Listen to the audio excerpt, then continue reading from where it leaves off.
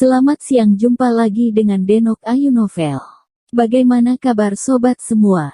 Sebelum kita mulai cerita ini, ayo kita subscribe, like, komen, share dan nyalakan loncengnya untuk mendapatkan notifikasi terbaru ketika Mimin mengupload video barunya. Cantik terlihat jelek, bab 61 dunia tidak adil. Yuta, aku merasa sangat gugup. Bolehkah aku lari sekarang? Boleh. Aku akan mengejarmu jika kamu lari. Kita pasti bisa menjadi topik utama berita besok pagi. Wartawan berbaris di sisi samping kiri dan kanan karpet merah. Yuta dan Sherin berjalan bersama di atas karpet merah. Cahaya kamera para wartawan yang tertuju pada mereka berdua tidak pernah berhenti. Sherin melihat ke belakang dan menyadari hanya ada dia dan Yuta di karpet merah. Yuta tersenyum dengannya dan berkata dengan wajah tenang, "Kita adalah pasangan utamanya." Apa itu pasangan utama? Pasangan utama itu berarti seluruh karpet merah adalah milikmu sendiri. Tidak ada yang akan merebut cahaya kamera dan posisi dengan kamu. Tetapi, Sherin tidak ingin menjadi pasangan utama. Mengapa kamu tidak memberi tahu aku? Yuta menunjukkan lengannya kepada Sherin, meminta Sherin untuk memegang lengannya. Selanjutnya, saya ingin memperkenalkan seseorang yang misterius. Semua dari saudara kita pasti pernah mendengar perusahaan nama Clover kan? Tetapi, saya berpikir tidak ada yang mengetahui tentang identitas pemilik perusahaan Clover yang sebenarnya. MC acara menunjuk ke karpet merah dan lanjut berkata, "Sekarang, kita akan mempersilahkan tamu utama malam ini. Direktur perusahaan Clover, Tuan Yuta."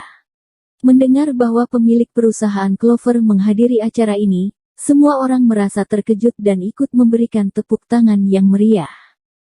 Apakah kamu masih ingat pesta kelulusan pada saat SMA? Pada saat itu, kita berdua diminta untuk memberikan ucapan terima kasih di atas panggung, Yuta bertanya. Sherin merasa sangat gugup dan mengangguk kepalanya setelah beberapa saat.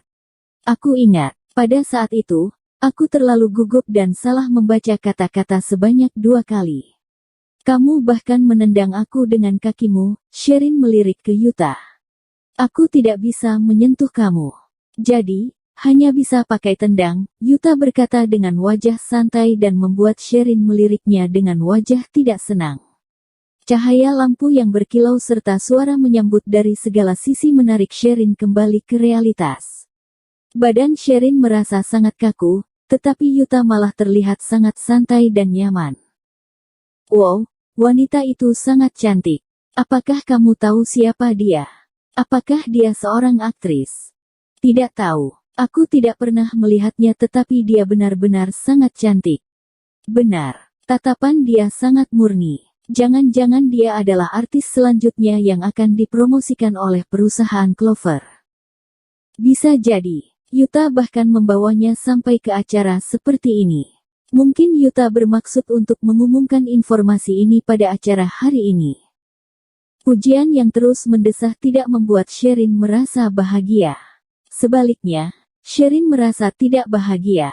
Masyarakat sekarang benar-benar tidak memiliki keadilan. Mengapa semua orang harus memperlakukan satu sama lain sesuai dengan penampilan? Bukankah keindahan jiwa lebih penting daripada muka?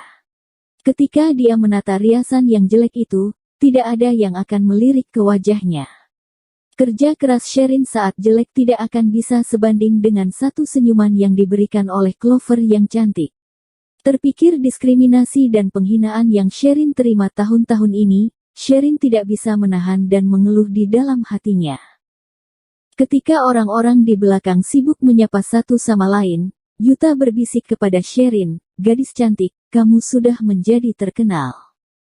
Sherin meliriknya dengan dingin dan berkata, "Lebih mending kamu berpikir bagaimana kamu harus menjawab pertanyaan mengapa gadis cantik ini tiba-tiba menghilang besok." MC yang berada di depan terbengong melihat ke Sherin dan lupa melanjutkan tugasnya sebagai pembawa acara.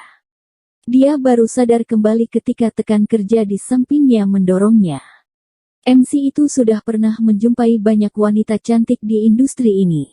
Tetapi kecantikan Sherin benar-benar membuat dia tidak bisa melihat ke arah lain. Karena tidak memiliki peminatan terhadap acara seperti ini, Sherin tidak mendengar apa yang dikatakan oleh MC. Setelah sesi karpet merah, acara dilanjutkan dengan sesi pembagian penghargaan. Melihat Sherin yang bosan, Yuta menyapa ke penyelenggara acara dan mengantar Sherin kembali ke kamar. Sherin menghapus riasannya dan menata kembali riasan jeleknya. Dia juga mengganti bajunya kembali dan menghela sebuah nafas yang berat setelah melihat dirinya di cermin. Tidak tahu sejak kapan, Sherin sudah terbiasa dengan dirinya yang biasa. Dirinya yang biasa itu tidak memiliki perhatian dan pujian dari orang lain, tetapi dia merasa sangat nyaman.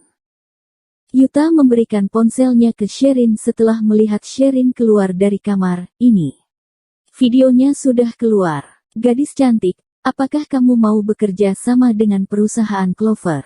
Aku pasti akan membuat kamu terkenal sampai seluruh orang di dunia ini mengenal kamu.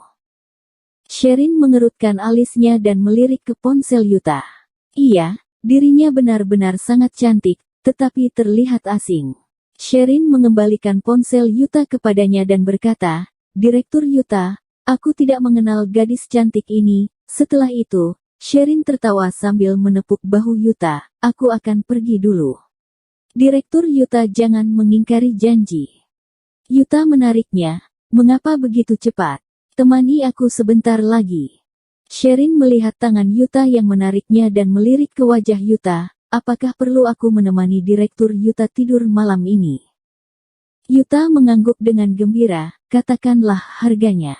Aku akan membuat kamu merasa puas." Sherin memukul tangan Yuta. "Kamu sudah boleh pergi mimpi." Mengambil kacamata dan maskernya, Sherin pun keluar dari hotel. Setelah itu, Sherin dijemput di tempat parkir dan turun di tempat yang sama dengan tadi. Sherin kemudian membeli beberapa mainan di pinggir jalan dan menyimpannya di dalam tas. Akhirnya Sherin kembali ke hotelnya.